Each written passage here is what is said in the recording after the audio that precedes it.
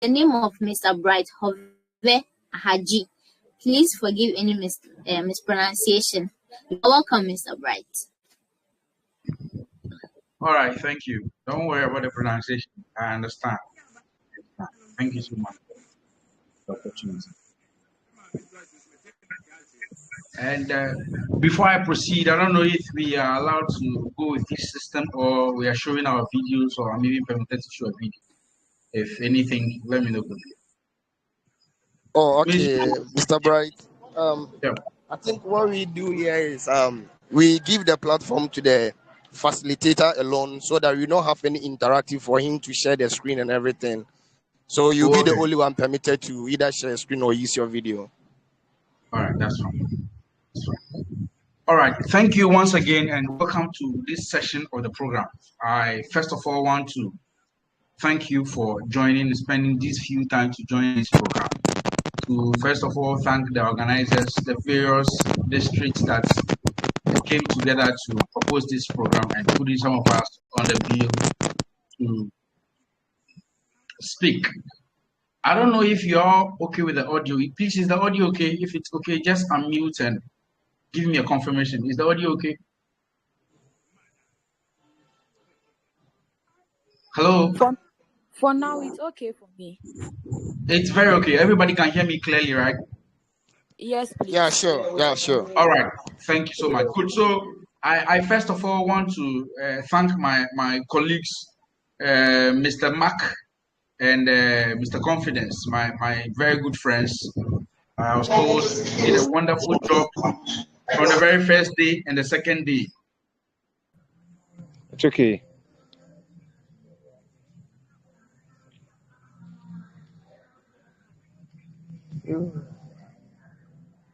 Okay, Mr. Bax, I think your mic is muted. Please kindly turn it on. Okay. Okay. All right, it's been done. I hope you can hear me now.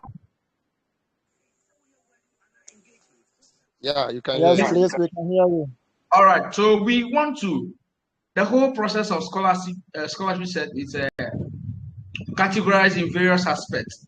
The first thing that you need to work on thoroughly is your curriculum vitae, of which my good friend Mark was able to delve much into it. And also another critical aspect of the whole thing is the statement of purpose, which I believe that was what was taken the very first day.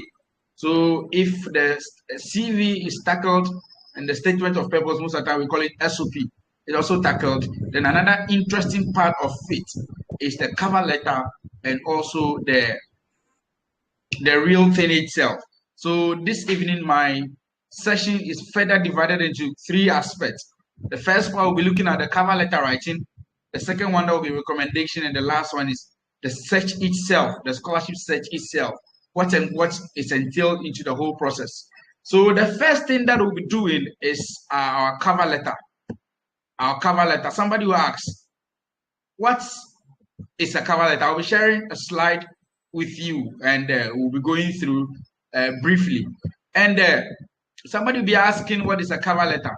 And you see, a cover letter basically, it's more or less like a type of document that lays more emphasis. And even before I start, just like my name has been pronounced, I'm Bright Hove Haji.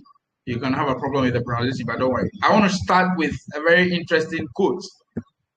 I always tell my colleagues this particular quote is more or less an interesting one, of which most people see it to be funny, but it's not funny. So if the quote is simple, it's simple. Don't stay in bed unless you can make money in bed. By George Burns. Don't stay in bed unless you can make money in bed. This is basically what I want to start my presentation with. As young as we are, we shouldn't spend so much. I was telling somebody the last time that sleeping 8 hours a day during the night now is even too much. As a young man, don't stay in bed unless you can make money in bed. So this is something I want to leave with you before you start the program. All right, so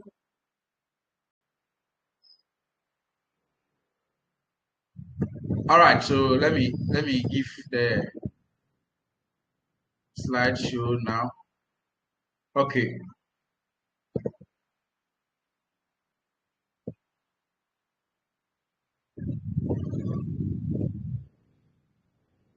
Please, can you all see the slide?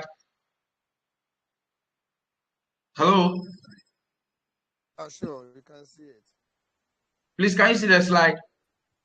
Yeah, sure, we can see it. Yes, please. All right, so very good. So that is, as I was explaining, that don't stay in bed unless you can make money in bed. All right, so let's look at objectives that we are dealing with for the first section. That is the cover letter writing. So the first thing, we're looking at the introduction to cover letter writing. Then from there, we look at the structure and the details. And also we look at some few questions that will help us get more interactive into this session. Good. So first of all, we want to look at a cover letter. A cover letter. So basically, people have been asking, when you hit the web now to ask of a cover letter, people have been asking, this is something that we've been doing for a long time or back in the days. Is it still in progress, or do we still need cover letters for our everyday activities? The question is yes, we need a cover letter. And what then is a cover letter? It's simply a letter of introduction accompanying your resume or CV that paints why you are the best person for the job. This is an instance of a job application. For instance, if it's an application for admission, you have to like add more value to your CV. You've written certain things in your CV. The cover letter is able to throw more light on those things for you to let you stand out of a lot of people who are applying for that particular job or for that particular program in maybe a graduate studies or anything. So over here, you are bringing to the table how unique you are and how you can help improve or move the company, let's say from a 10% status to an 80%. So basically, cover letter is just to give you an opportunity to add more value or explain yourself in details and give instances of the things you can bring on board when given the opportunity to get to the company or even give you the opportunity to study in a particular school. So cover letter writing is in two aspects, either for a job application or for an academic aspect, that is for, let's say, admission. So let's look at the two. Let's look at the two. So what is the first thing? Let's look at the two. So what is the first thing that you need to look at? The first thing that we need to look at as far as the structure of the is concerned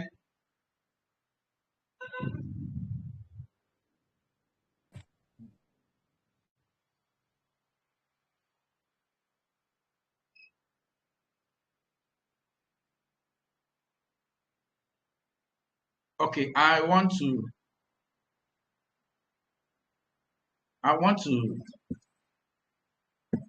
take off the video so I can.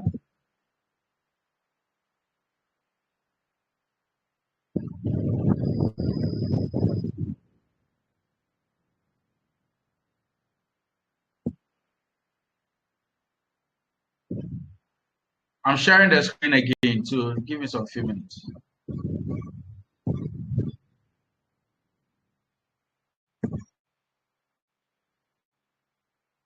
Yep, so if you are okay, you can give me a thumbs up.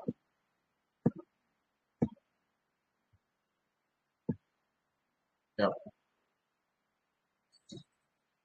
All right, so we are looking at the first structure.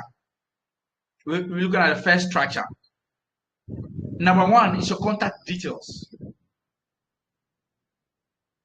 For these aspects, I'll be taking them one after the other, and what we'll be doing is we'll be looking at the components under the first item and also the few examples that we can give.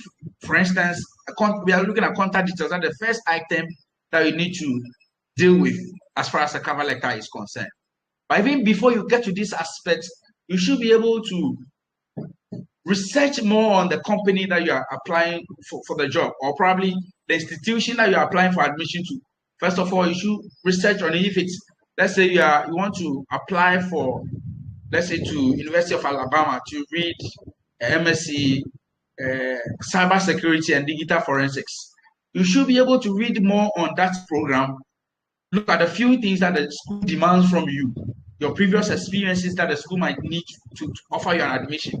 Or let's say you are applying to Media General to be their marketer, yes, social media marketer, or probably a marketing manager. So you should be able to read more on some of those things before you even begin to write a cover letter. So it's believed that we've been able to read about that. And now you're looking at the content. So the first thing, like I mentioned, is what?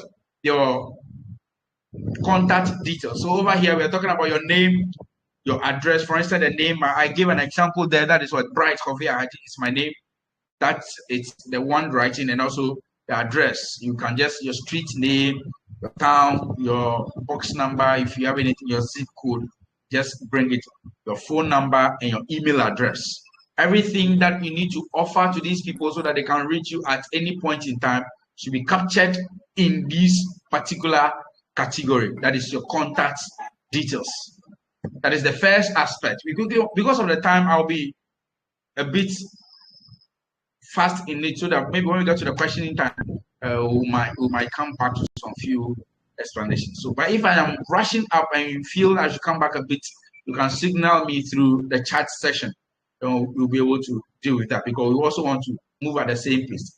We don't want to leave anybody behind. I hope it's clear. Yeah. Okay. All right. So let's proceed now with the. Let's proceed now with what the second item. Good. So after getting your contact details, your name, your address, your email, and your phone number. And let me just hint on the email address. You see, for professionalism, most of the times we don't allow the use of email addresses that are so derogatory or with profanity and unprofessional content. For instance, your email address could be I am a bad boy at gmail.com. No. Or let's say you're applying to work at TV3, then you have an email like I'm not serious. Serious people at Gmail. No, some of those emails, it's not allowed. It paints a picture of who you are and how unserious you are. So basically, your email should be very professional. If not anything, at least your first name or part of your details should be seen in your first name. Or let's say you're using an email like a senior hacker. I mean, black hat. No. Some of those things, companies feel that it's speaking a word. I mean, it speaks volume about you, but sometimes we feel it's just an email. So let's work on that as well. So the second aspect is just date. Date is just simple. Date is just a simple thing. You bring the date, then you come with the recipient's information. The recipient's information. Now, the number 3, I want to dwell on it a bit. The number 3 is having something to do with the reason why I asked from the beginning that you need to read more about the company or read more about the institution. So over here, write the details of the hiring manager and his or her address. That is for a company side. Who is the one hiring? For instance, an ad is put in a newspaper that Media General is looking for a well-competent content writer with an experience, blah, blah, blah, and all that. So all applications should be directed to the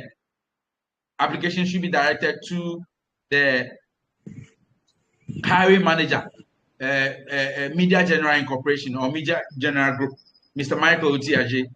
This is for the information you saw in the public. So it means that when you are trying to write the recipient information, you should be able to state the name of the hiring manager. There are some instances that you don't know the hiring manager's name. It's not even listed. So the best thing to do is you indicate that to whom it may concern. So with that one, you've captured everything to whom it may concern. But it's appropriate that you get the hiring manager's name, his details, and his address. If it's an institution or probably a school you're applying to, the hiring manager or the admission office, the name of the school and the address and the location. The address definitely goes with the location and all that. So that is for the recipient information. You capture it from the advertisement that has been put out there. It's an online or from the newspaper or anything.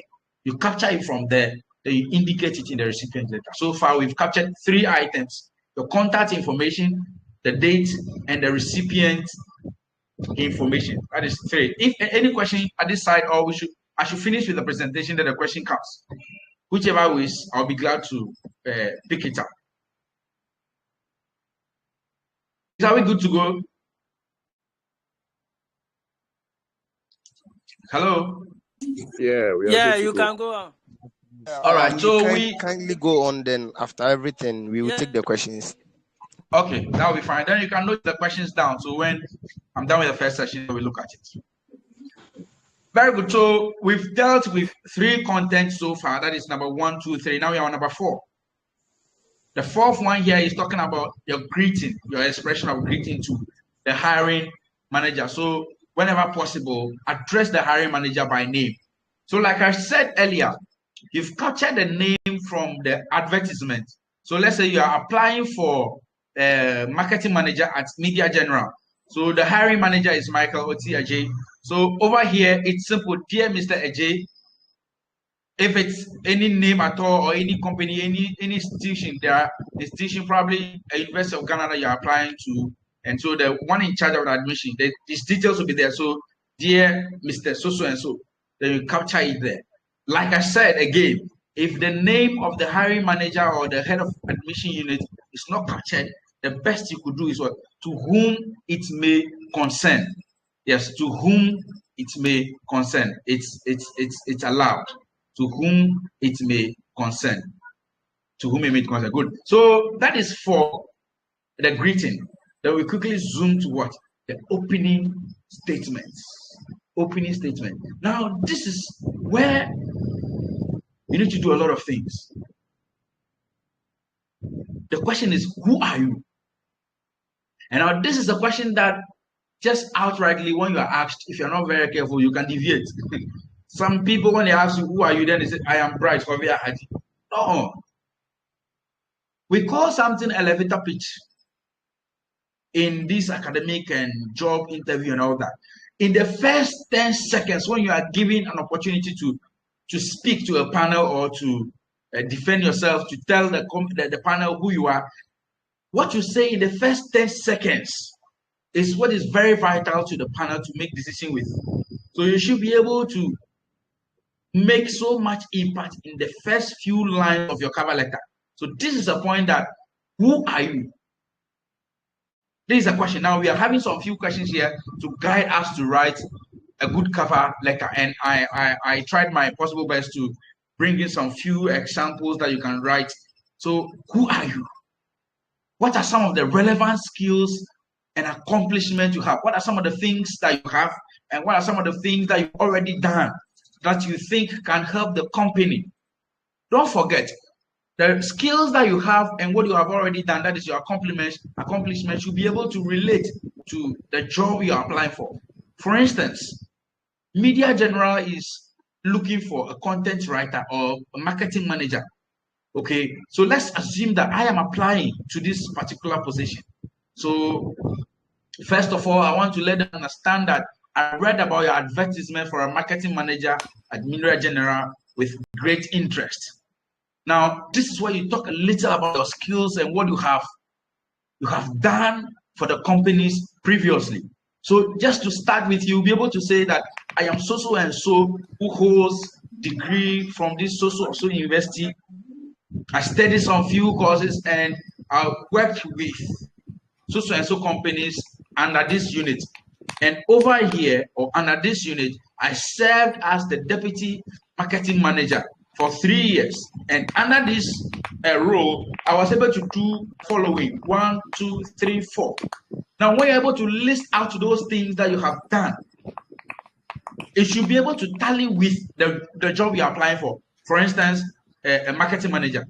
So you are telling the panel that you've already done this before somewhere, and these are some of the results. You were able to move the company from 10% recognition in the media space to a 70% media recognition in the whole of West Africa. When you're able to bring all these things, the opening statement, the reader gets the fact that no, this person already knows what he's about. You've given a little about yourself, even though you have your bio in your CV, you just use some few lines to just give them who you are, what skills you are bringing on the table. Maybe content writing, you've been a content writer for the past 7 years with different organizations, both the local media and the online media. So you are able to just hit impact on the opening statement. So that is basically for the opening statement. So we want to hit on with the other content. But again, on the opening statement, you have to open with a thought-provoking question, probably a rhetorical question that you yourself will definitely have to answer. Yeah, so you let them understand that you are the best person to take up this responsibility, and also you make a big claim about what you can do for the company. Yes, what the company is. You from the beginning, you've been able to read about the company, just like I said, you do a little research. So you've read about the company and realized that in the past 4 months, they have not been pulling up. They have been lacking behind certain things. So you've been able to research in that defect or that area they are lacking. Then you bring it on board that when you come or with these skills that you have, you'll be able to raise the image of the company from this particular defect to a higher one with respect to or with reference to the few things you have done in different companies before coming to this place. So that is what you need to look at. You say certain relevant and specific things to the company that let them believe that you've already read about them. Yes, so I want to bring the marketing department of Media General to the next level and also help the company exceed goals and reach more customers as a marketing manager. Yes, so this is just an example of an opening statement you can add in addition to your few skills outlined. Very good. So we want to now get to the heart of a content or heart of the cover letter. When I talk about the heart, I mean the body. When we are writing a letter, let's say friendly, formal letter, and all those things, we will get to a place where we have the body of the letter. Now, in a cover letter too, we have the body of the cover letter. This is why we are laying so much emphasis. You are laying so much emphasis. And basically, it's just like 1 to 2 paragraphs. The first 2 paragraphs should be able to speak on 4 content. 1, what do you know about the company? You should be able to let them understand that you have read about them. That is the first thing that you need to. What do you know about the company? And 2, what are you applying? Why are you applying for this job? The why over here is where the problem lies. Number 3, what value can you bring to the company? Or yes, everybody counts. Oh, I'm applying for this. What exactly are you bringing? What difference are you bringing to the company? What unique thing are you bringing to the table? And the last part is include measurable results when possible. So let's take the first question. What do you know about the company? It will be very sad or very unfortunate that you are applying for, let's say, any company that you don't know anything about. The people there or the recruiting firm, the panel, will be very interested to see that this person really knows certain things about the company. So tell them, what do you know about the company? So if you're able to speak on that, it gives them the mindset that no, this person really knows what a lot of things about the company. So you tell them that, oh, this company is so and so established in so and so year. And I mean, just few things that you've known about the company, you bring it in this part of the body. But it shouldn't be too much. It shouldn't be too much. It should just be very brief. 2 paragraphs. So 1, 2 questions. What do you know about the company? Why are you applying for the job? Should just take 1 paragraph. And what value you are bringing to the company should also take what? Also with the measurable results, you also take the remaining 2 paragraphs. So why are you applying for this job? Are you just applying for the job because you need money? Are you applying for the job because you want to offer your skills? Now, you see, who on this earth would say that I'm working for somebody and I'm not interested in money? That one is a lie. Because even in my opening statement, I said that if you don't stay in bed, if you cannot make money in bed, you have to make money. Even where we are, by the help of technology, all these things we were procured by technology. I mean, the data we are using, our laptops, our phones, I mean, everything, they are all money. So you need money. You don't say you want to go and offer free service. Where you need to offer free service to, it's there. Maybe there should be another time that we speak on it. That is the concept of volunteerism. That is a different thing. But over here, we are dealing with what? Serious business. So what do you know about the company? You've done that. Now, why are you applying for this job? This is something that you need to sit down and think through before you even start with the whole cover letter. Even before you start to apply for the job, to think of applying. This is what you must think of. Why are you applying? I believe that, I'm just giving an example. I believe that I've been writing content or being a content writer for the past 5 years. I've written content for several organizations, namely 1, 2, 3, 4. Until date, I am writing content for an online firm who is in Ohio and few companies here locally in Africa. So with my content writing skills, I was able to raise a company's image or increase their traffic from 1,000 a month to 50,000 traffic every month. That is a significant improvement. I have gone back or have gone forward to look at include measurable results. So what I have just said, the example I've just given you now in a few seconds, is able to capture point 2 and the last point. That is what we are including measurable results. If possible, you can even capture a statistics of the time you started writing for that company and the results they have seen, how they've been able to increase in the traffic, that is the page views, and the reports that comes at the end of the month with regards to the cost per click, with regards to the cost per view and other things. This is a blogging term, so don't feel so much of a techno crat. I'm trying to just bring in some few things for you to understand the concept. This is for a content writing aspect. In an instance where you are applying for an admission, let's say to study cybersecurity and digital forensics, let's say in the University of Alabama, as a graduate student. So the question will be, why are you applying for this program? You should be able to explain or convince the panel. Simple conviction could be that maybe with the background you've had in your education or where you stay, there has been a rise in cyber fraud. You took the trouble upon yourself to investigate, to visit some few schools, and you realize that cyber fraud has been on the ascendancy in various schools of students between the ages of 16 to 20.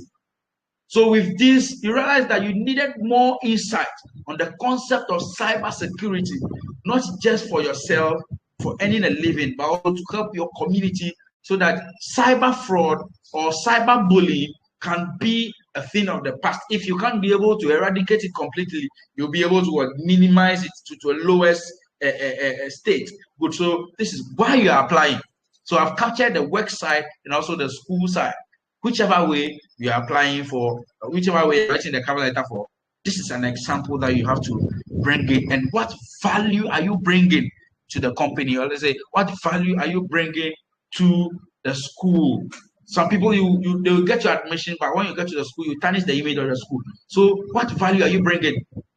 From that one, let's assume that the cover letter is for a school. We just let them understand that, one, from your graduate or from your undergraduate studies, you've been able to impact 15,000 students, or probably you need to be realistic. Let's say your department, you can say, let's say 500 students with your skills, with your public speaking skills, and you've been able to offer free tuition at instances where lecturers are very busy. You're able to take your colleagues through or maybe evening time lecture, and also you offer online services to friends who have problems in their project work. So you believe that when given this opportunity, you'll be able to impact your colleagues and also raise the image of the university if they give you the chance to study. That is for the value you are bringing. If it's for a company you will be able to maneuver. And don't forget, include measurable results when possible. So if it's for the school, you let them understand that when you were a student, these are the statistics. This is what you've been able to do. You've been able to impact so and so number of students in this year who were able to go through with the project writing skills, and also you've done seminars and all that for the people. I mean, these are, results that you need to capture in your work, both as for a company and also for an admission. So let me just give an example that I brought here. As the director of marketing at ABC Baba since 2018, I directed all phases of both the creative and technical element of marketing initiatives, including data mining, brand creation, print or web collateral development, lead generation, channel partner cultivation, customer segmentation, profiling. Now, these are areas where if you are a blogger or if somebody's a content writer, all these things I've mentioned here, the person will understand perfectly, because profiling is not an easy thing, and also lead generation, channel partner cultivation, brand creation. These are all aspects of IT. Those who are IT experts here, they will understand that these things are on the rise now. Companies are rushing for these people, but you should be able to, convince them. So if somebody is applying to Media General as a marketing manager and with this experience or has done these things, this is bingo. They'll be rushing for him. It's more or less going to be the big man in town. Yeah, so this is the area where you have to capture, and basically a cover letter should just be one page. A cover letter should just be one page. So I've spoken about the beginning, and we have gone to the body. So now let's quickly get to the closing statement. Closing statement, and let's look at the few things under the closing statement. One, we have to reiterate your interest. What is your interest here? When given the opportunity or when given the nod, I am very confident that I can achieve similar groundbreaking marketing results for Media General. So yes, this alone, this particular one alone, this line alone, you are trying to let them understand that you are reiterating your interest. When giving the nod, if it's for a school, when giving admission, I'll be able to study based on my previous background. I'll be able to improve academic and also raise the image and the status of the university in the global standard of educational assessment. Good. So this is your interest that you are reiterating. Now, the second point here is what? Add a call to action. Call to action. I'm sure that you've heard of this at the area of statement of purpose and also other academic write-ups. So over here, you are letting them understand that, or you are declaring your availability for any contact they may try to establish. I will become the chance to discuss, or I will be glad. I will welcome the chance to discuss your marketing objectives and how I can help you attain them. Or I'll be available or be on standby to engage in any further information that the company might demand from me. So you can kindly get to me through the following number or through my email. Simple. That is call to action. You are letting them know that you are declaring your availability to provide further information that you are not able to capture in your cover letter. That is simple. And to end it, use a professional sign-off language. That is what? Best or sincerely. Then your full name comes. So over there, sincerely, Bryce Hovey Ahaji, then your name comes. So this is basically the structure of a cover letter writing. From the beginning, I just want to run through. I said that first of all, you look at your contact details. Contact details. From there, you look at your dates, your recipient information, your greeting, and if in an instance where you don't have the name of the hiring manager, just to whom it may concern, it's very appropriate. And your opening statement, you talk about yourself, the skills and the accomplishment, or the few things that you have done that you feel can help the company. Then you come back to the body, and the body should have only 2 paragraphs, 1 to 2 paragraphs. Talk about what you know about the company, why you're applying, the value you want to bring on board, and also include measurable results if possible. Then you get to the closing statement, of which you don't forget to add your number and your email so that they can reach you at any point. So I am done for the first session. The first session for cover letter is done. So let's take some few questions. After the questions, then maybe you can proceed to the second aspect, that is the recommendation letter. So on your screen is just some few details where my social media handles, how to locate me, and to end it for the first session. This website I've given is where you can find a lot of write-ups, academic write-ups concerning your CV, your SOP, your. When we get to the scholarship, you get more into it. That is this website. That is baxfoundation.com. At your leisure time, you can visit it. There are a lot of academic write-ups are there. Cover letter writing tips, SOP is there. Everything is there to throw more light. But then, let's take some few questions before we proceed. Thank you for your audience.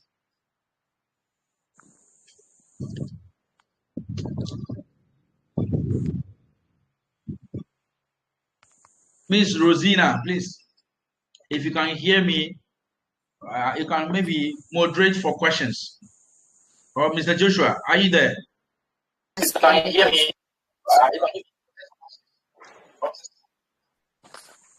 Hello, everyone. Hello. Yeah, we can hear you, my good friend. Yes. Good evening, guys. This is Prince Adoma. I must say thank you very much for this wonderful presentation. I've been enlightened on a whole lot of things, which I must commend you for your great work. However, I wanted to find out if we write cover letter for scholarship applications or it's for only job applications, which is which? Because all along I'm getting confused. I don't know if student purpose is to replace the cover letter for scholarship application, or these are two different things altogether. If you can throw more light on where it is applied, that would be very grateful. Okay. Mr. Prince, thank you so much for that. It's simple. If you listen clearly in my presentation, I was able to merge the two. Because of the time, I wouldn't be able to speak separately for academics and also speak separately for a job. But the first thing is, cover letter is written for both job application and also for scholarship. Cover letter is written for these two. So when you could see from my presentation, I was trying to merge them, but the content of the slide here is strictly on the job. But I was putting in the aspect of school. So the structure is the same. The contact address, the recipient, they are the same for either a job or admission, or let's say a scholarship. It's perfectly the same. But the only difference is the few things you'll be including. For instance, if it's the hiring manager over here you are indicating the admission office. Let's say, like I said from the beginning, let's say you're applying for Master of Science, MSc, Cybersecurity and Digital Forensics at the University of Alabama. It's simple. So over here, they will indicate out, or maybe you have to do a research. And when you get from the admission page that all applications are directed to this, then you indicate, let's say, the name of the admission officer. There's an admission unit, head of admission, or probably scholarship unit. So the name of the admission unit is, let's say, Laviana Smith. So Laviana Smith, then what? Head of admission unit, University of Alabama, the US, and then you bring the address, blah blah blah. That is for the recipient information for a cover letter for admission or cover letter for scholarship at University of Alabama. Mr. Prince, I hope you are getting the concept. You can unmute your microphone. Very good. Yeah, good. So when you come to the greeting aspect so this one is open. You make it to whom it may concern. This is for school. The first part, more emphasis was through on job. Now I'm trying to lay some few emphasis on application for scholarship or for a job. Okay. So over here, to whom it may concern. Then the fifth one, that is the opening statement. Who are you? The who are you over here is talking about, your identity and what you have, of which this school should offer you an admission. For instance, if you apply for, let's say, early child education, that is MEd, Master of Education. So you should be able to convince the admission panel that you've had your undergraduate studies in, let's say, early child education from one of the best universities in Ghana that provides what education for service, and you've been able to. This is what you've captured, or maybe this is the grade you had in so and so. You had an internship at so and so places. You've been able to experience deeply the concept of being with kids and how helpful they can be when the various pedagogical skills are used. So you're able to speak to the panel that these are relevant skills and these are some of your accomplishments. What are your accomplishments? Or accomplishments in this case, sorry, is you're applying for Masters of Science.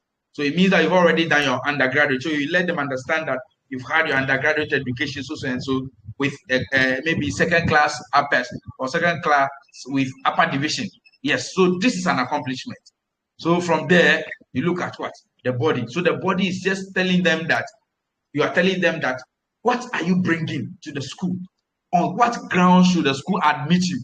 Or on what ground should they offer you scholarship? This is for the body. You will let them understand why they should give you this scholarship. It's simple. Some of you who have attended some, interviews before, they will ask you, why do you want this?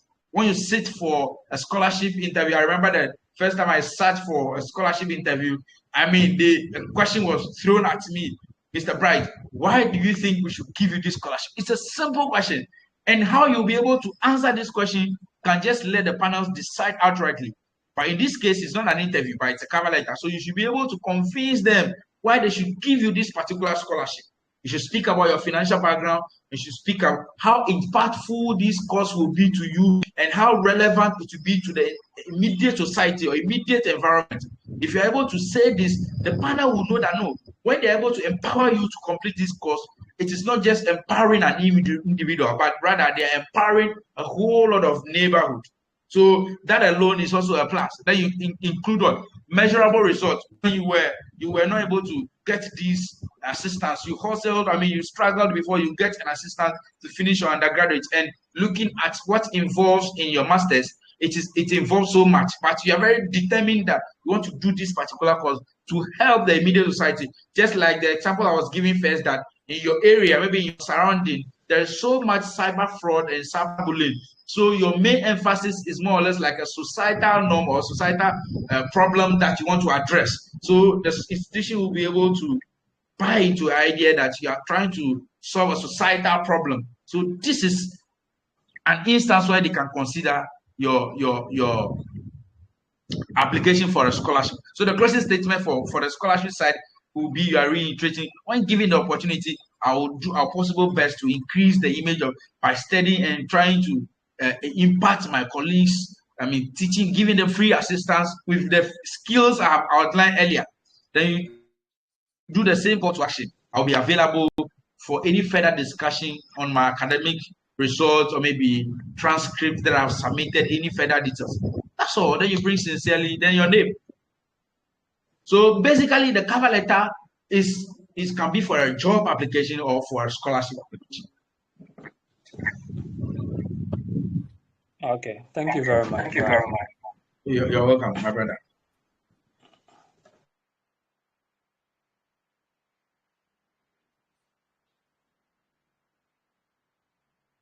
Yeah, so we are.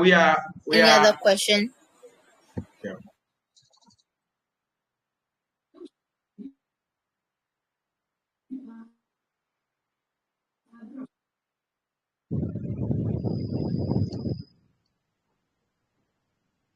Hello. Yeah, hello, please, we can hear you.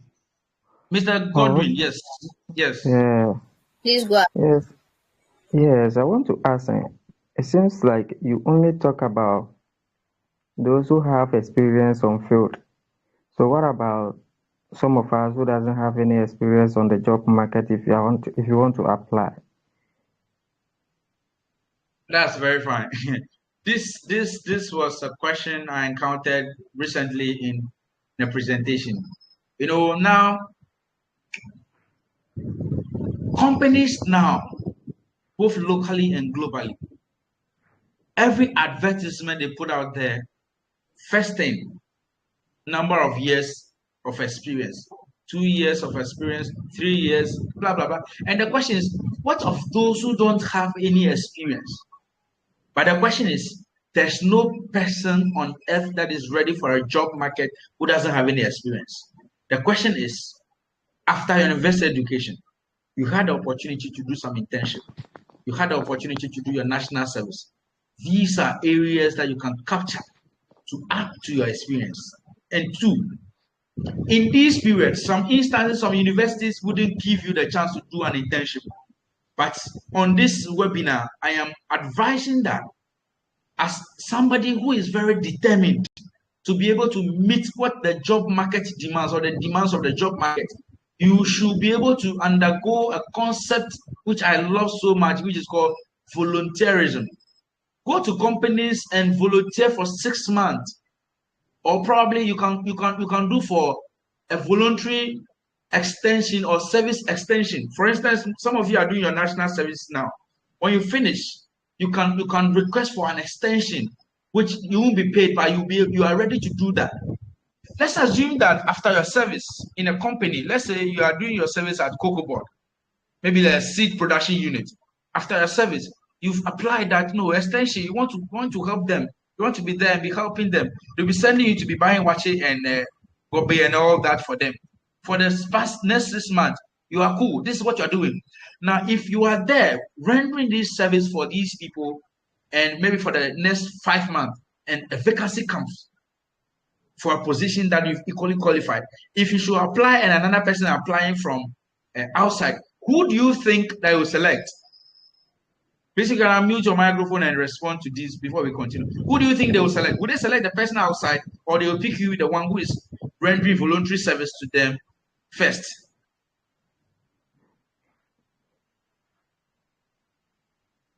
Anybody at all can respond. Yeah, I think they will choose you first.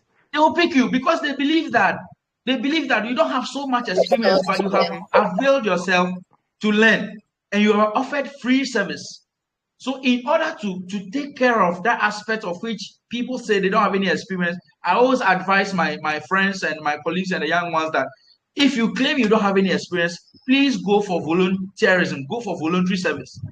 Go to people, go to companies, try to offer voluntary service. The moment you are done, you capture it on your CV. You go to another company, you capture it on your CV. You go to another company, you capture it on your CV. Or join some NGOs who are ready for volunteerism.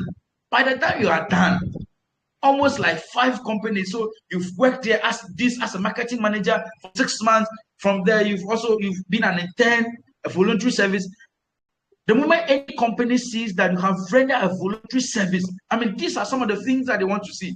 They will realize that no, this person, even if we are at a point that we are run out of cash or we are bankrupt, this person can stay with us and work with us. But if you have not demonstrated anything openly to the managers of this company, they will feel, this person doesn't have anything to come and offer us. But if you are able to do these things, there are big experiences you can offer. I don't know if I've been able to answer you anyway, but if you're not convinced, you can still draw my attention and I will go extra further to explain to you. Thank you. All right. I think that is it. I think that is it. But okay, you. Yeah, I think that is it. That is it. But in Ghana here, I don't think if they put on the address that they want maybe 6 years experience or 5 years experience, and then you present before them service experience that you have, I don't think that will work. You see, I don't think that will work. Or if that one, you can explain that one for me. Okay, that's fine. So you see an instance where they demand 5 years, 6 years, 7 years. Now, for a job application, we call something the entry points. From the entry points, then you go to what? The experts. Then you go to what? Advanced level. You see, for the entry points, the moment you see in the advertisement 7 years, it means for that particular job title, they demand somebody who has been in that particular field for several years. Either the position is very sensitive or the position demands so much technicalities that they don't need somebody to come and learn on the job. If it is this way, it means that you who is just having internship and some few things who is not so much experienced, it means this job you can't it's not good for you to even try apply because you won't get this job. Yes, but an instance where you applying for a job, let's say a year experience or maybe 1 year experience in a relevant field. This is what most of the time they bring. For this one, if you feel you have met that requirement, you can go ahead. But if it is 5 years, 7 years, those ones, I mean, you realize that this is an expert level. They don't need somebody who come and learn on the job. So it means this job is not for you. All right, thank you. Thank you very much. Hello. I think with your permission, I would like to throw more light on that. Hello. Oh, please go ahead, Mr.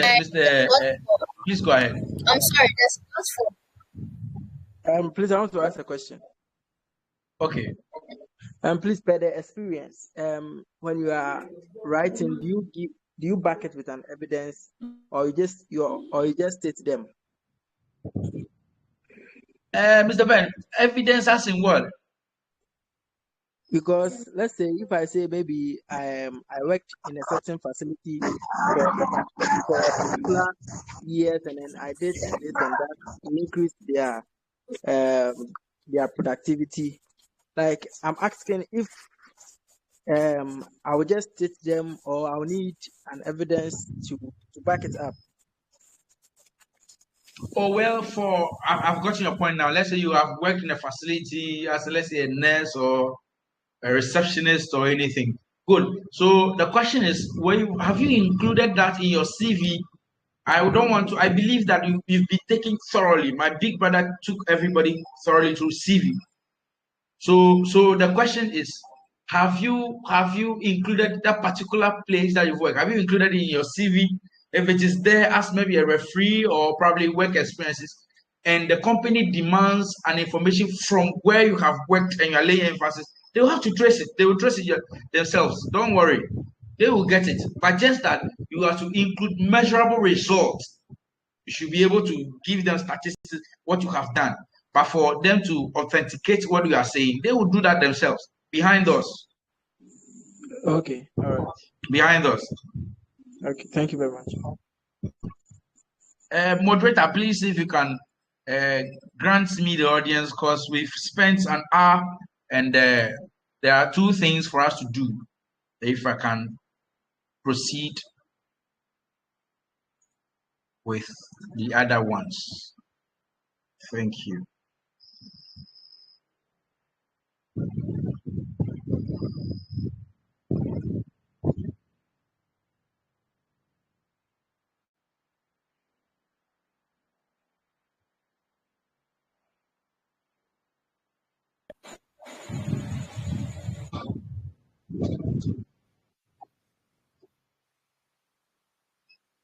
Yeah, hello.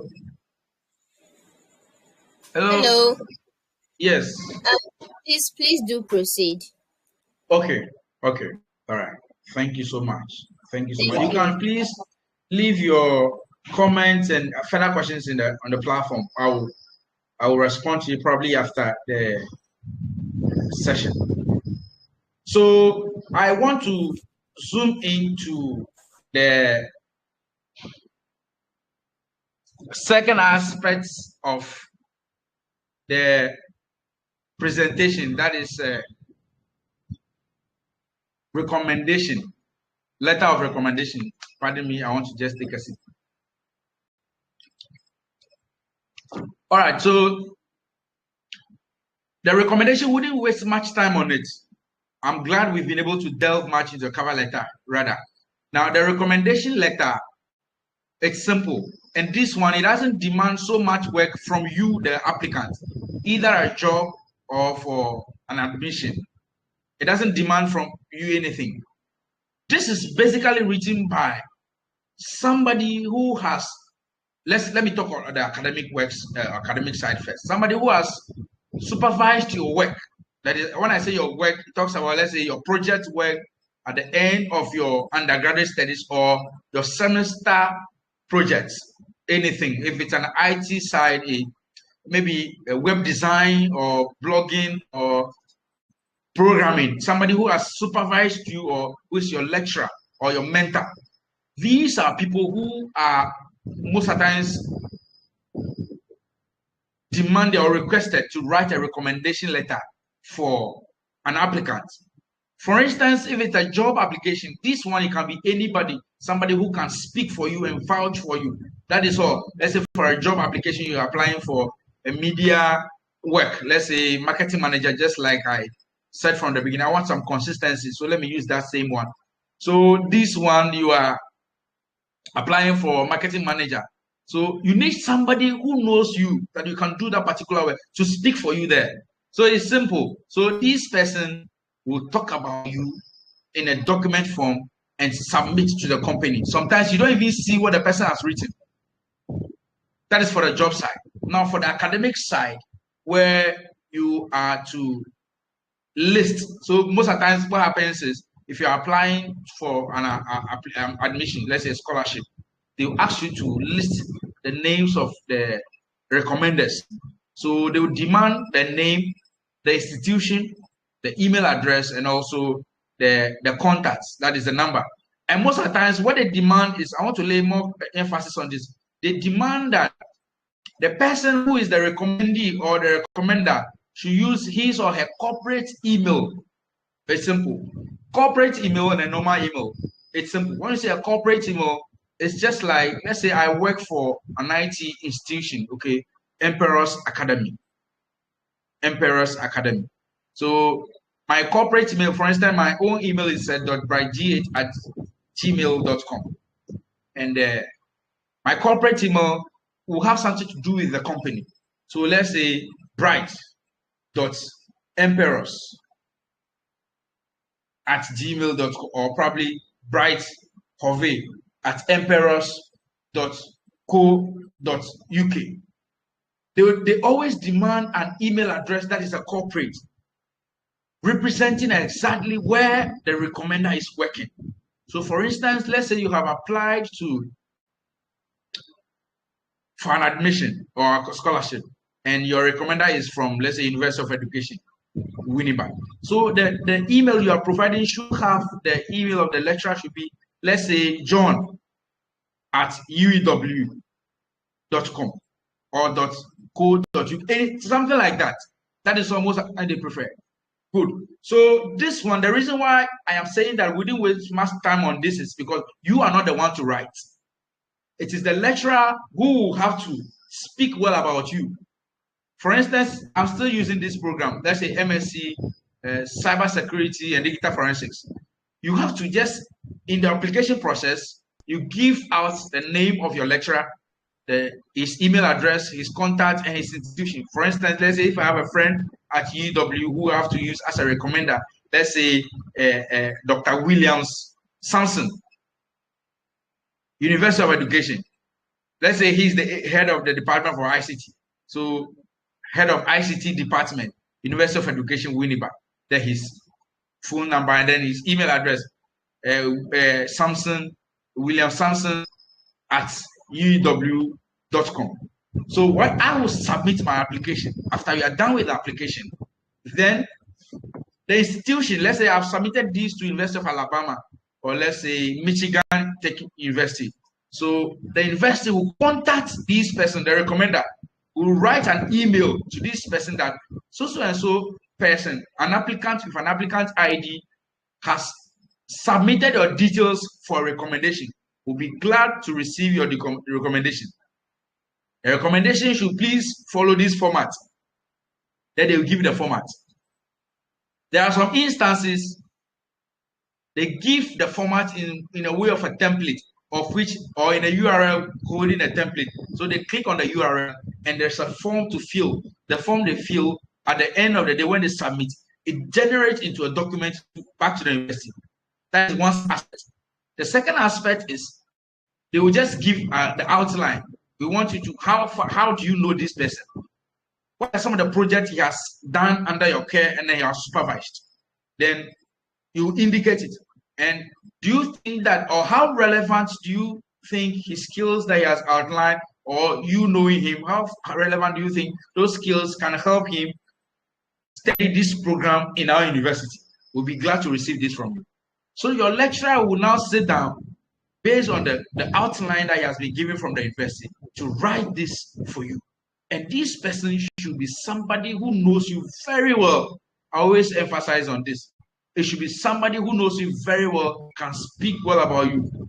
You don't use any lecturer or anybody just as a mentor, no. And the person should know that you are using him or her as a recommender, so that he or she will prepare and get ready to write something that can match the expectations of the university for you to get an admission. If not, it can be that your transcript is okay, your CV is okay, your application, everything is very fine, but the recommendation that came from your lecturer was bad, so you wouldn't be given the admission, or you wouldn't be given the scholarship. So first of all, let's assume that maybe when you're undergraduate studies, in undergraduate days, you misbehaved against maybe your programming lecturer, or maybe your communications, let's say technical communications lecturer, or business communication, or anything. And maybe at a point, maybe you are running for a business program, and maybe they need a recommendation from that particular person. You have to go back to the person, solve issue, resolve everything, so that he can be able to write something interesting, not to lie anyway, but to be able to write something interesting that can get you this application. Now, we want to look at, that is just the introduction to a recommendation letter. So basically, you don't have any say. You don't have any say on the recommendation letter. It is solely going to be done by the lecturer, or your mentor, or let's say your head of department, or a vice chancellor. Any of these people can do. That is for a job. That is for that is for an application for, let's say, scholarship or admission. For a job, it's the same thing.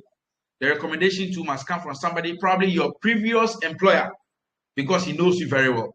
Your previous employer will be able to speak well about you. That is it. And let's say maybe somebody you have worked with before. Yes, those are instances where people come in. Now, I want to quickly go through the few components that somebody that you have used as a recommender will need in order to write a very good this thing for you, a recommendation letter for you. I'm sharing. This is just Word.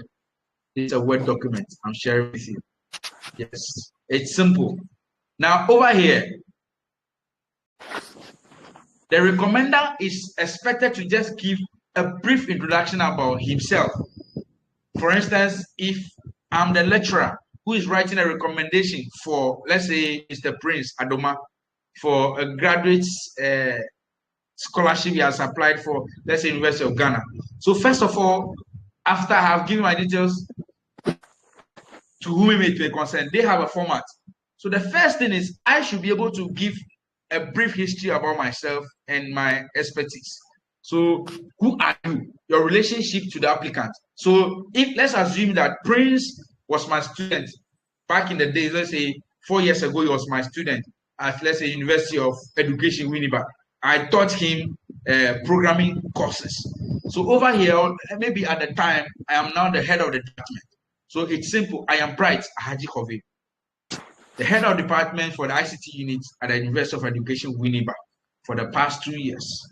An expert in machine learning, data mining, and cybersecurity expert from University of Wales and Oxford, respectively. That is for my master's and PhD programs. The applicant with an applicant ID was my student from 2016 to 2020. He studied in my department, and I know him as a good student. Brief introduction, that is, we are done. Now you come to the overview. Number 2, the overview of the applicant's strengths as you've experienced them and as they relate to the recipient. When Mr. Prince was in school, he got a chance to be the departmental president. Few projects were given, and out of a total score of 100, he was able to get 86%. His presentation skills were on point. Most of the times, he's the one who presents for his group. And just last year, one of his projects he did in level 200 was able to be used by the department to win a grant for 6 lecturers at a university of Oxford. This is awesome. If you should do a project and that project has been used by your lecturers to win a grant and a grant, this is awesome. So that is number 2. And all these things are being done by the lecturer. You are not there. You are not there. The lecturer is doing everything for you. The third point is a personal story that elaborates on 1 to 2 traits that the applicant possesses. So this is where the lecturer is speaking to your admission office that no, this guy is a very good guy, he's very determined, and when you give him this opportunity to study, I can assure you that he will impact millions of lives, because with his undergraduate studies, he was able to impact a lot of communities, even those who were not able to go for it. He was able to organize his colleagues to go for sensitization programs in nearby communities around the university, of which 60% of those people they met are now in level 100 now, studying the same program because of his impact. This is a personal story. Number 4, a closing statement that summarizes why the individual you are recommending will be a good fit for the opportunity. So just like I said, you let them know that no, this guy wouldn't disappoint the university or wouldn't tarnish the image of the university. He'll be able to raise the image high, just like what he did in the University of Education, Winnipeg. At the end of their graduation, he was the best graduating student for their faculty, that is Faculty of Science. And in fact, we were very proud of him. So I believe that this guy will raise the image of the university when given the opportunity. Simple. And from there, the name and the signature comes. So you realize that recommendation letter, just like I was saying from the beginning, you don't have much to say. Your lecturer or your boss or whoever has a lot of things to say, and everything that he will say has the tendency to either give you the job or give you that scholarship or give you that admission or turn you down. That is basically for it. So the first thing that is advisable is, if you are applying for a scholarship and you have selected one lecturer to be your recommender, first thing is the lecturer can know you. The first thing is you have to submit your updated CV to the lecturer.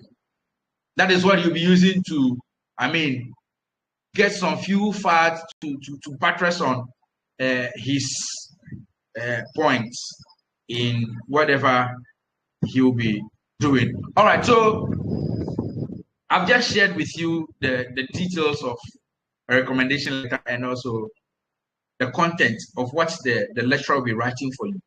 So I want to quickly pause here for questions.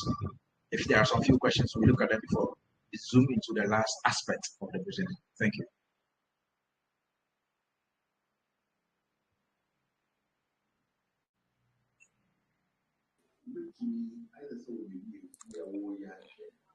Yeah. Good morning. Good evening. Yeah, good evening. That is Oh, by His grace, I'm fine. Please go ahead with your question.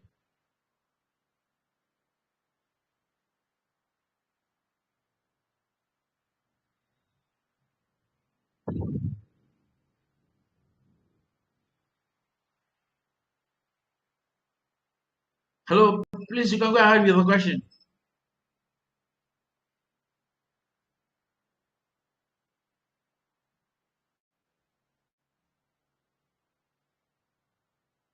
Mr. Joshua, are you there? Hello, Mr. Joshua, are you there? Hello. Yeah. Please, I want to ask. I want to know. For example, if you are asked to produce 3 recommendation letters when applying for a school,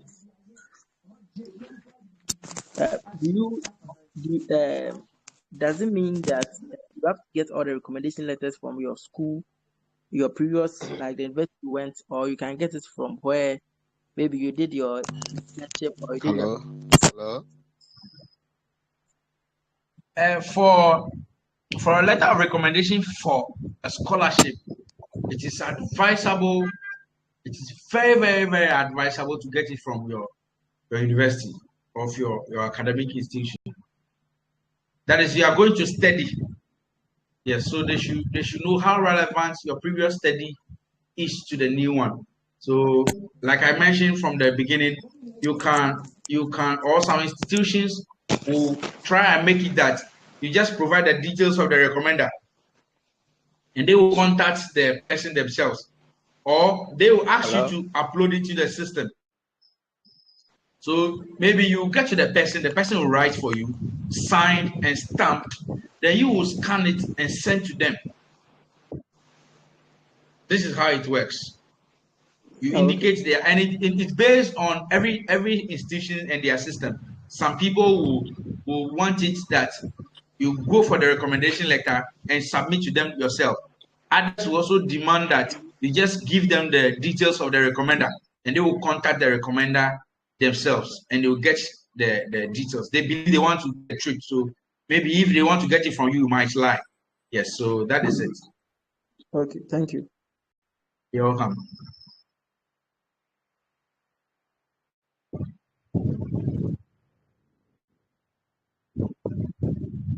Please, any other question?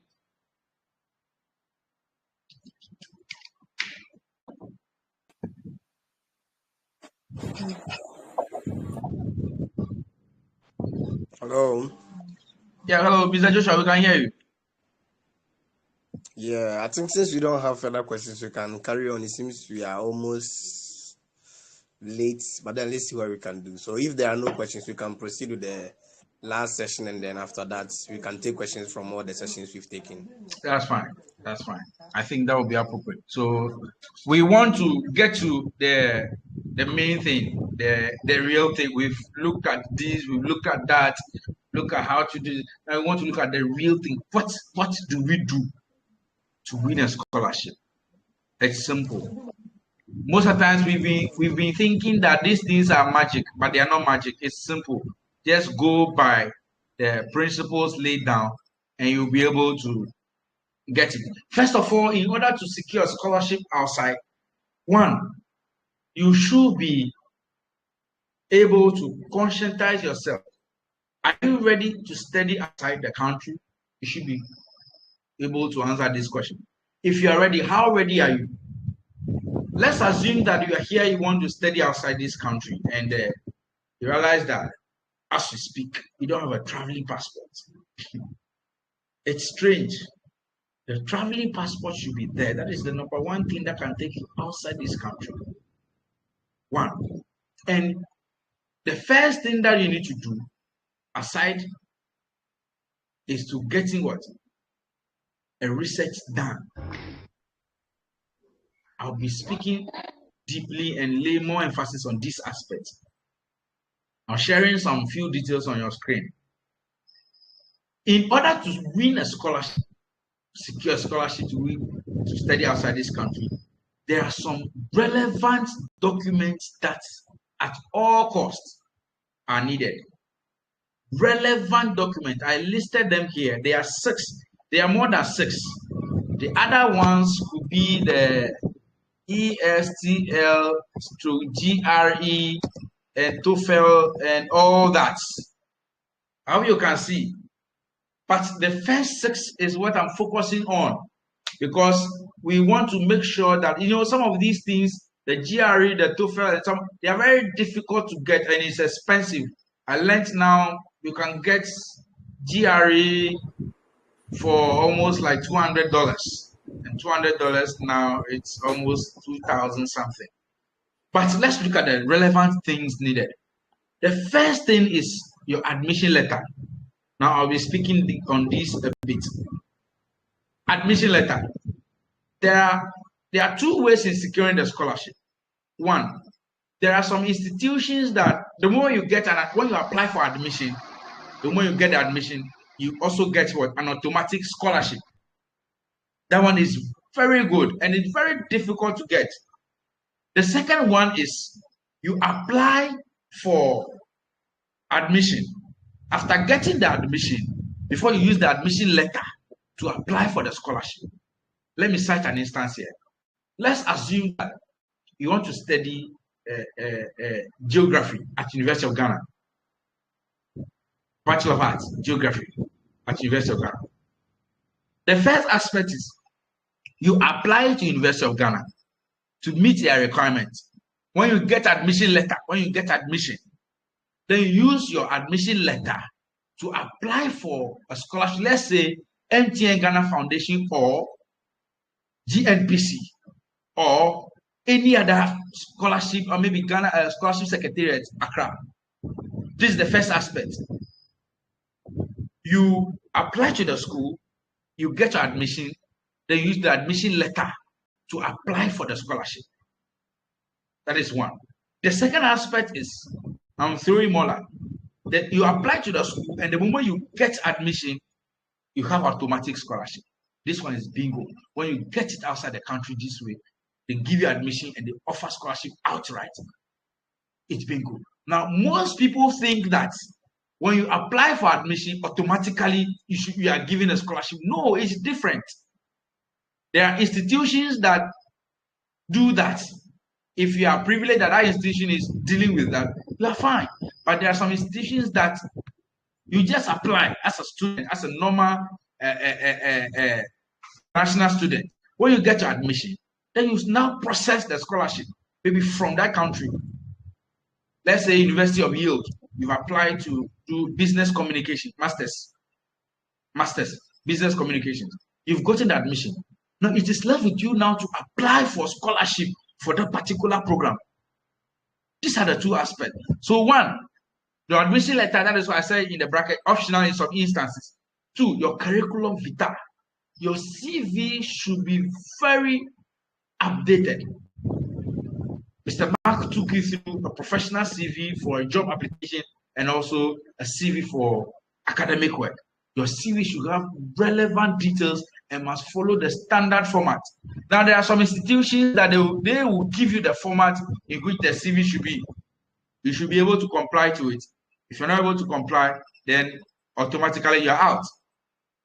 Then, number three, the statement of purpose. This SOP here, it's something else, but it's very simple. And I was told that that was the first thing they took, Mr. Confidence took you guys through in day one. So I want to believe that your SOP is intact, your curriculum vitae is intact. You don't have a problem with it. Then the fourth one is what? Your certificate. Let's say your degree, if it's a master's program you are going for, or let's say you are now going for undergraduate. So you have a, let's say, what's the certificate? Yeah, so the certificate should be at hand. All these things, you have them as what? Soft copy and hard copy. The fifth point is what?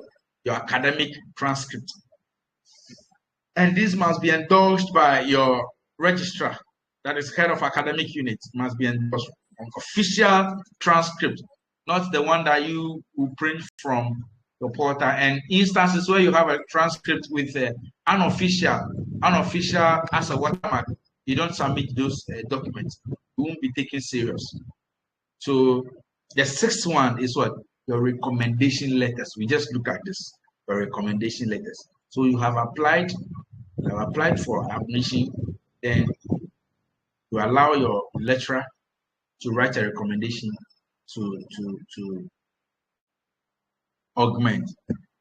The other one that I have left out most of the times is your English proficiency. Yes, so this one is basically to countries that are English speaking countries, and maybe you're applying from maybe Sub-Saharan Africa or West anywhere. They want to be sure that your language of instruction for either your undergraduate studies or your master's program were done with English. So that one, your admission unit can sign for an English proficiency for you, or there are some instances you have to take what? An exam. There's an exam that you have to pay, but there are instances, there are some sites that you can You can just register and write. And most of the times, the only thing that is required is what? Is C1. They needed a pass of 62 of 100. 62 of 100 gives you what? C2. That is advanced speaking and reading. So they will believe that you can speak English and you can understand with the level language of instruction.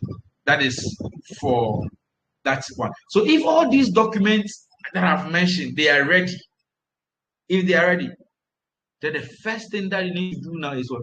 To do a search. There are a lot of unauthentic systems now to lure people to traffic and all that. You have to do a very authentic search. I'll be throwing more light on the TOEFL and this ones, but I want to advise that anytime you are researching or trying to apply for a scholarship outside, you try and make sure you boycott, you get the ones that have waived this GRE and all this, because it's very stressful. And even sometimes there are some universities outside the country that have waived application fees. There are some, the application fees like $50, $100, but some of them is very free. And these STFLs and all those things, they have waived them. So you research and get these ones so that you don't stress yourself, because getting these certificates is not a joke. Especially in Ghana, there are some of them you have to sit, register for the exam, then you write. You sit for the course, maybe like 6 months, then you write the exam. And when you write the exam and you fail, you've paid almost like $300. When you fail, they don't care. You have to sit down for that exam and write again. So try and maneuver and see if you can boycott some of the institutions that waived this GRE, TOEFL, and all that, so that you can make your way through. So we want to believe that you have all your documents. So the first thing that you need to do, like I said, is what? To research. You research. So over here, you research and check the relevant information that the people want. I want to take you through an example. I'll be sharing my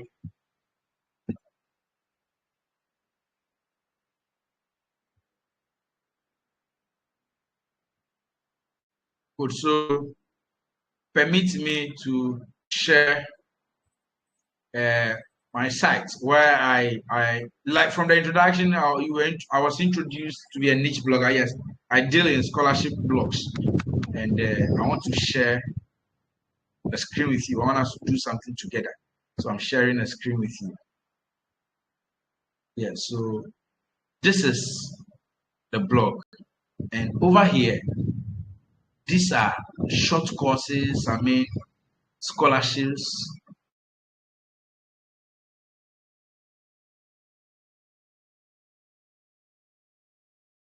Summit 2023. And also, this is a fully funded plus living cost and allowance. These are all scholarships. 10 webs. You can. They are there plenty. Go load more. You will find it. I want to take you through how to do a comprehensive search on this scholarship. Now, this is another one. 2024 United Nations World Trade Organization Young Professionals Program. Yes, this is an internship and this is a Vice Chancellor's internship scholarship at Newcastle University. Let's look at this.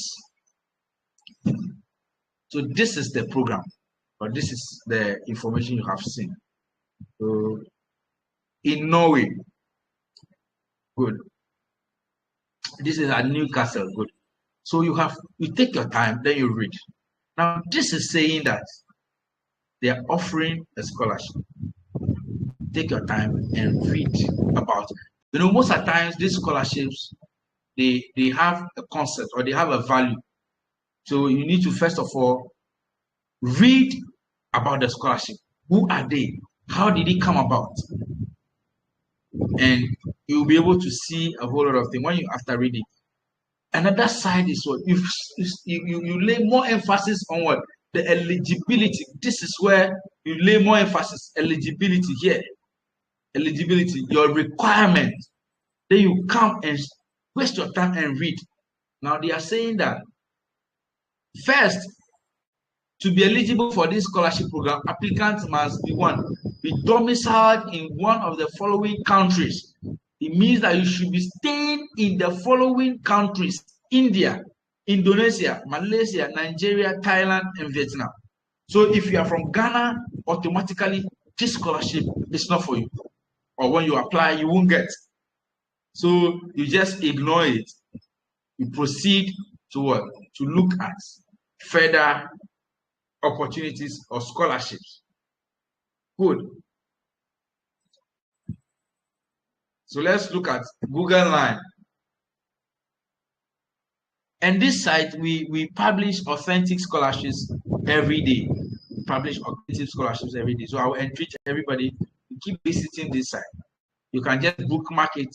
So when we publish, you can get some alerts. I mean, you'll be checking.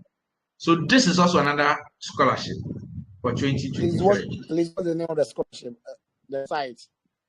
The site is baxfoundation.com. I'm dropping it on the Telegram page right now. Okay. I've just sent it to the platform, so you can check it. That is what we are on now. That is the site we are using, Bax Foundation. You can see from the URL. So this one is 2023 Google Line. Now let's come back to the eligibility requirements. We are here. So 2023 scholarship applicant must match the following criteria. 1, a current undergraduate student enrolled at a university in the US or Canada. So the moment you see this, you should do what? You say, no, I'm in Ghana. This one here, it's not for me. There are lots of them. I want to. Let's look at local scholarship. Yes. Let's look at the local scholarship. Here, the local ones deal with. We have the Get Fund, the GMPC ones are there, the Scholarship Secretariat, before that is the Jack Foundation for Scholars. It's also there, and also Erasmus Grant. Now, there is this scholarship. I want to search for it. This guy, this Nigerian, Tony Elumelu, I'm trying to, let me see if I can get the name correct. I'm searching. Yes, the name is not correct. Let me check Google. It's he offers scholarship for a lot of African. Yes, this is the guy. So he has this one. I hope you can all see. So when you read about him, he has a site. This is a Nigerian. It's a businessman in Nigeria. Tony Olumelu Foundation. Yes, he provides a lot of authentic scholarship. I once shared one of his works sometime, but maybe it has passed. So these are instances. Let me use this one here. So Chevron Joint Scholarship to is also good. So let's go and see if maybe African students can equally take part. So let me change this one to light. Good, to light. So this is for 2023-2024 academic year. So over here, the scholarship course of study. So they've given you. Hello. Please, can I proceed? Yes, you can proceed. Yeah. All right. So you realize that this is a Chevron scholarship. I'm sure most of you are hearing of this Chevron scholarship. It's every year. It's very awesome. These people, they are very awesome. So scholarship course of study. I'm getting a feedback. I don't know if. What? Okay. I think it's okay now. All right. So the course of study. So these are the areas they want to see somebody pursue that course of which you can be offered a scholarship. Accountancy, Greek, architecture, business administration, all these courses. So these are the areas they will capture. It's just like a scholarship for Ghanaian students. Now for GMPC, you know, they are emphasizing so much on STEM, When I say STEM, that is talking about science, technology, engineering, and mathematics. So if let's say you are reading French, the chances of you getting that scholarship will be very, very minimal. So you should check all these things, the eligibility criteria. So this is the course of study. If your course is not here, don't waste your time on this. So there's something here. There's an applicant from full-time second year level 200 are eligible and only eligible to apply for the 2023-2024 scholarship.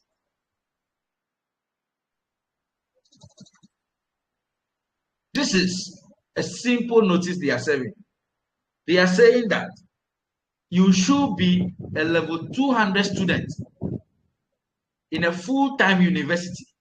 For instance, if you are current level 200 students in a school, you can apply. So this one, you can see that they are just trying to take care of your finances. So you have taken care of your own application to the school. You have applied to the school, you have gotten admission, and you are in the school. So they are just a system that is there to help all those who are already or who have already gained admission into the school. Yeah, so this one, they are not the one providing admission and the scholarship. No, they are only providing the scholarship, the cushioning to the whole university education. So this one, you should already be in the school and be level 200. Then they can just, when you apply, then they give you. I'll come back to GNPC and MTN Foundation because I'm very familiar with those ones. So you look at the eligibility, then you also look at what? The deadline. Okay. You look at the deadline, you can see. So this one is on 16 June. So if anybody who is a level 200 student that you know should be able to read this content, this article, and has fallen within this category, then the person can apply for the 2023-2024 academic year one. When it comes, you'll be notified through the email and all that. So how to apply is here. Now let's look at the requirements. The requirements here.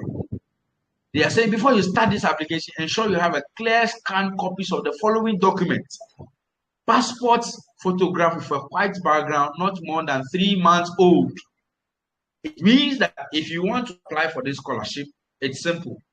Just go and take a current photograph. The photograph shouldn't be something that you have taken 2 years ago or a year ago or 6 months ago. No. It should be a current photograph. That is what they are saying here. And they've given you the sizes, the pixels, the graphic designers, they know 450 by 450. It means that it should be a square image. And the size should be 200 kilobytes. You know, these things, you must adhere to them. If you cannot do it, please send it to an expert. Take the photograph from the people by the roadside, but just let them give you the soft copy. Then send it to an expert, or you can give this dimension to them. Let them get it for you with this, these sizes and everything. The second item, they want to see your school ID card. They want to be sure that you are in a particular school. Let's, for instance, if somebody is in the University of Ghana and I want to apply, they want to see your ID card, your University of Ghana ID card. Then also they want to see your admission letter, proving that, confirming that this person has genuinely gotten admission to study this particular program in this university and it's in level 200.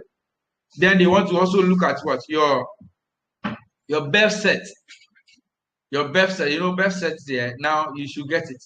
Now the O level in this case is trying to emphasize on the O level and the A level. Those things are passed. So over here, it's what? Your WASSCE. And now this jump result, now you can replace it with what? Your level 100 transcript. Can replace this one for your level 100 transcript. For them to know that so far for 1 year that you've studied the program, you are on course or you are not having a 1.0 GPA. No, they want to know that you are performing. So ensure the documents are named according to what they represent to avoid mixing up of documents during upload. So if the document you have is admission letter, PDF, name it admission letter. If it's school ID card, maybe a JPEG file, name it school ID card. If it's birth set, name it birth set, so that you don't have a problem in uploading, let's say, passport picture to a column of admission letter. That is for that one. Then you follow the procedure on this site. Then you should be able to go through. It's there. Everything is there. Good. This is for the one that we all qualify, or African student qualify. I want to check one that is for like Ghanaians. That is the GNPC, which is there for every year, and also the Get Fund one. Yeah, so let's look at the GNPC. This year, they have not published it, but we will let you know on this same site if there should be anything like that. One, we are looking at GNPC now, GNPC Foundation. One, we are looking at the eligibility. You should be a Ghanaian. It means that for this particular scholarship, if you are a Nigerian, you can't take part, or you are not eligible. Two, you must have obtained admission to pursue a postgraduate or undergraduate degree program at an accredited tertiary institution in Ghana. Simple. By the time you should be applying for this scholarship, you should already be having your application, your admission letter. Not now that you want to apply and you'll be going for admission. No, your admission letter should be ready now. Or probably even you've already entered, you are in school, maybe you are in first semester. That is what they mean, either for undergraduate study or postgraduate, that is your master's in an accredited tertiary institution in Ghana. No, there are some accredited tertiary institutions, especially public institutions. They don't deal in private institutions, they deal in public institutions. So that one you must buy. Then number three is what? Teachers and learners in STEM. I mentioned it earlier. STEM is what? Science, technology, engineering, and mathematics. And TVET. You know, TVET now is booming up these days. That is what? The technical vocational educational institutions. So they are trying to bring more chances to them. So if it is a STEM or TVET, they stand more chances. They stand more chances. And the notice is here. Nursing training colleges and colleges of education are not eligible. So it's clear. So you should be able to read all this. Read all this. Like I said from the document, that first of all, you research. Then you read on what they want. Then you get your document ready. From there, then you do what? You check the eligibility, the requirement. If you qualify, you go ahead. But if you don't, you back off. So these are the required documents. These are the required documents. These are the required documents. So the procedures that you have to, the things that you need to submit, they are all there for you. So what I mean to introduce you to this evening is what? How to search. You know, there are a lot of sites. You can use Bax Foundation. You can equally use a site that is Scholarship Cafe. They are very good. And yes, you can get it. And most of the times you can get some of these. I'll be sharing some of the links on the Telegram page. I'll be sharing some of the links on the Telegram page. And you can equally get most of these opportunities on the LinkedIn. If at this time you don't have a LinkedIn account, it means that there is a problem. You should have a LinkedIn account. There are lots of information that you can get from there. It's more or less like a professional site, which a lot of things happen there. So keep visiting our site, then you'll be able to look at, for instance, for this top 25 scholarship opportunities for international students. They are all here. They are all here with their links, with their deadline. So number one, Vania Canada Graduate Scholarship is for $50,000 per year. That is the amount they can offer. And deadline is what? November this year. And this is the link. So this one, True Foundation Scholarship amount. And this is the link. So let's check on one. Let's check on one and see what they are bringing. So Queen Elizabeth Diamond Jubilee Scholarship. This one is a varies, and then so let's click on this. So this is the site. Okay, this is the site. Now you take your time. This is the home. You read. Then the key achievement. You read. You read. Now, you are able to, when you come here, after you have read, then you check applications. When you go to the applications, you'll be able to, there are questions here. What are the placements? Who can apply? You go to who can apply. Then you'll be able to see the qualification, the requirement. 1, be a Dalhousie undergraduate student and not planning to graduate until the internship placement is over. So it means that you should be a student in this particular university. Be a Canadian citizen or permanent resident of Canada. Be at least 19 years of age and under 35 years of age at the time of application. Yes, so these are the things that you have to read first. Read on them, take your time. Where are the placements? How many scholarships are available? How long are the placements? How much funding is available? Yes, so this one they are telling you is 6,000. So you check all these things. You check all these things. How to apply? Yes, so applications can be found here. The one you click on this on a new page, then you'll be able to see. Let's say the application, yes, is here, and you have seen it. Let's look at this. When I check here, when I click on the application, please send the following via email with the subject line QES Scholarship Application, Queen Elizabeth Scholarship. The first thing here is your cover letter. Please specify why you are applying for this scholarship. We have dealt with that. This is another word which you have dealt with. Number 1. Then 2, you provide what? Your resume. Then number 3, copy, non-official is fine, of current University of the Bahamas transcript. It means that they are expecting you to be a current student of Bahamas, and unofficial, they have indicated it, the non-official one is fine. So it means that when you print from your portal or from your dashboard, it's still accepted. 1 letter of reference from your graduate supervisor at the University of Bahamas. Now, in this case, the reference letter is the same as the recommendation letter. Okay, the reference letter is the same. So they want a reference letter from your supervisor. I've mentioned it. Good. Then 2 names of additional referees.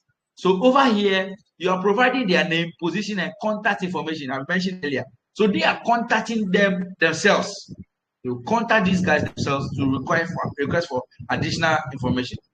And the next thing is what? 1-page essay on how the QS scholarship will benefit you and your future academic and other career goals. This one is basically talking about statement of purpose. This is talking about statement of purpose. And this one is talking about recommendation letters, just like this one too. And then this one is your academic transcript. This is your CV and your cover letter, which I have spoken about. And you have to forward all these things to this particular email with the heading QES scholarship application. So you realize that the whole process is very simple, but just that you need what? The right information. If not, people will be able to just mislead you and probably try to do other things. So it's appropriate that you take your time to read, keep checking on our site, and making sure that you have enough information in order to proceed. So that is the first one. After you've gotten your concept and all that, and then like I was saying, if you have already gotten your admission, then you proceed with your scholarship application. So there are some friends, just recently I had to write a reference. I wrote a reference letter for a few of them as a colleague at work. Yes, I wrote it as a colleague at work and for an admission. So after, I am expecting that by next week or next 2 weeks, they'll be getting admission. When they get admission from one of the universities in the US, when they get admission, they can proceed to search for a scholarship. Search for your scholarship and you get it. Then you proceed. There are some firms in Ghana who are so much experts in this scholarship thing. Sometimes, well, they are genuine, but sometimes if you are not careful, you'll be duped. So you have to be very careful. It will help you to secure admission. It will help you in all the application process. I mean, that is what I mean. They will help in the application process, how to get admission, and they will be able to also apply for some very expensive scholarships for you to get. There are some firms, and you can spend as little as sometimes some $5,000 and $10,000, 20,000 Ghana cedis and all that. Because it's good when you get a scholarship, it will help you. Imagine you getting a scholarship to study a grant of $50,000 a year. If you are getting, for instance, this scholarship, 50,000 a year, 50,000, and that is what 5.5 billion Ghana cedis. Yes, so it's good. At least they pay you your travel expenses. Most of the times this scholarship they count with a benefit. Okay, they will outline the benefit for you, and sometimes you must check the benefits too. They are there. Look at the benefit. What are some of the things they will provide? Sometimes they even give you travel expenses. They pay for it, and they pay you allowance of sometimes $5,000, $2,000 a month. And that is stipend. Then they also sometimes they pay for your medical bills, your accommodation, your feeding. Yeah, so all those things are part. So you should check them. If you check them, then you know what and what that they are bringing. This is just another one that I've opened. I was thinking I can see benefits. Sometimes they will indicate it, the benefit, the things that they will. Yeah. So this one they are saying the award will cover full fees at the University of Leeds standard rates of fees. Yes. Maintenance grant at standard this currency of 17,668 euros. 17,000. I always check this thing. 17,668 euros to Ghana cedis. So you should know. This is big, man. This is 2.1 billion. This is a stipend they are going to give you for the session, for just this session. So this one has passed. So yes, so basically I think we are done with this session. If there are some questions, maybe we can take it to wrap up for this session. Thank you.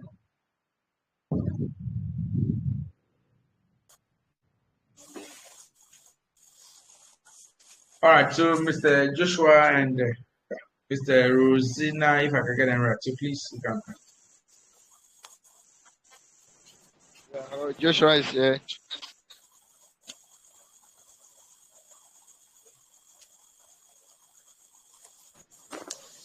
Hello, sir.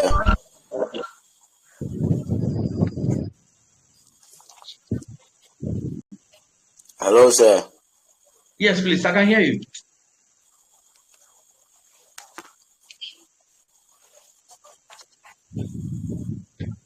Please, I can hear you. You can proceed to speak.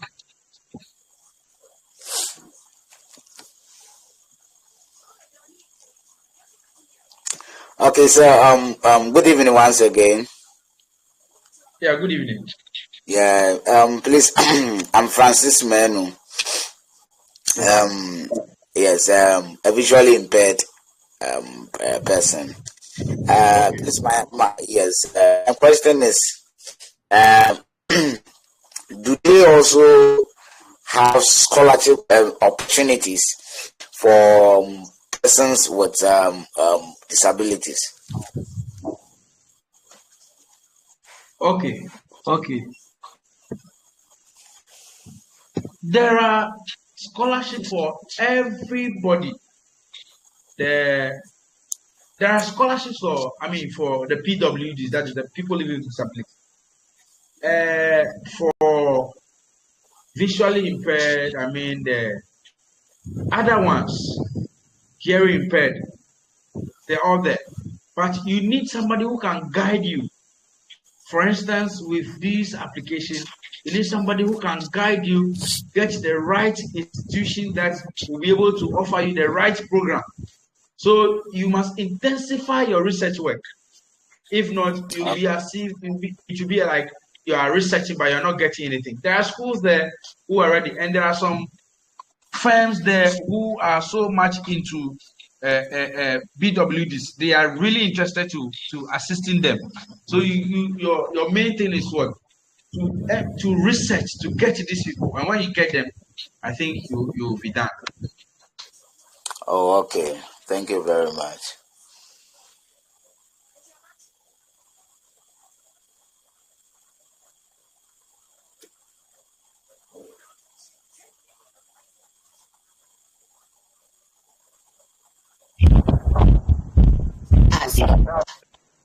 My question is that most of them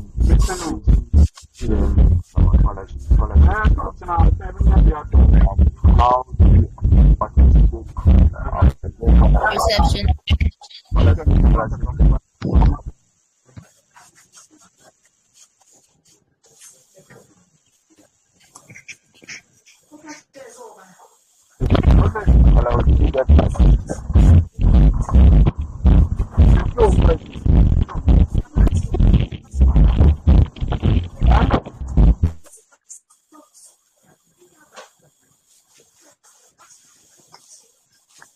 If just Mr. Joshua, if there are no questions and maybe everything is cool, then the moderator, if Please, I want to say something. Please, Samuel, please. I want to know. Okay. Yeah. Please, I would like after the program, then you put the audio on the page for us because it was raining heavily here, so we couldn't hear much. So please. Okay.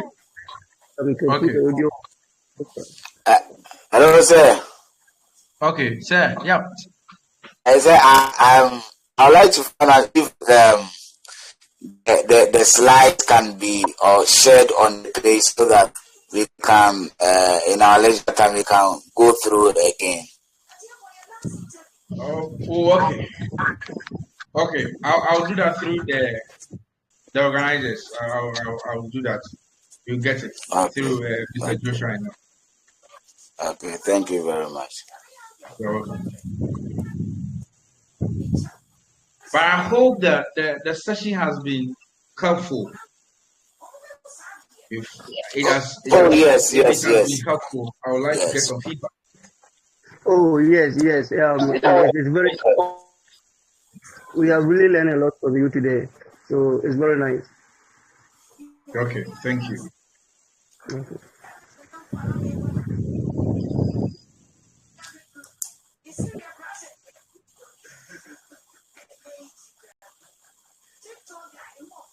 Yeah. Actually, the facilitator. Okay, Joshua, you can speak. Yeah. All right. Thank you very much, Mr. Bax. It's been very wonderful having you today. I must say, from my side, you've really enlightened us. There are a lot of things that we didn't know. So, on behalf of our people, we say a very big thank you for availing yourself to attend to our needs. Oh, that's fine. You know, some of these things we find joy in doing them.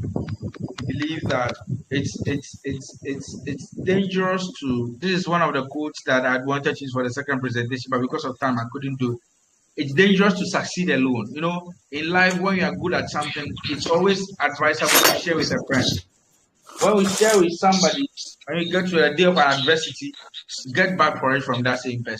So what's the big deal in sharing with my friends, my colleagues, and my brothers? So Charlie, let's looking forward for further and future interactions and collaborations. So my social media, anything that you need. Sometimes maybe you want a cover letter or some of these things written for you at a cost. Yes, maybe you are busy, you can't do these things yourself. Just hint me on any of my handles. Yes, I'll provide that service for you at a fee. Yes, this one at a fee. Your recommendation letter, cover letter, CV rebranding and all that. Yeah, so I'll do that for you at a fee. And also, there's my YouTube channel. It's there. If you have you want to go through, there are some tutorials there with regards to CV writing, SOP, and all that. You can equally hit on that channel and just at least remember to subscribe, watch your video, and then you go in. So I'll be sharing that link on the platform, permission from the organizers, so that you just click on it. I'll just share the link on the platform, so you click on it and then you watch some of the videos, the tutorials, CV preparation, in-depth, SOP. I mean, all other things are there. So when you get there, you see. And the site to keep visiting. So thank you so much for your audience. I must say that this session has been interactive. So thank you. All right. Thank you very much, Mr. Bax. I'll be sharing the recording. I've recorded the whole session. Oh, okay. Okay. Yeah, That'll so be I'll be fine. sharing the recording. Yeah. That'll be fine. Thank you very much. Okay. And our people too, we have to thank you for always being part of any program that we put in place. And I'm still reminding you that tomorrow is the last session. So tomorrow you bring the person on board and then we will talk about whatever that is there. So I'm urging all of us to keep on sharing the link so that tomorrow we get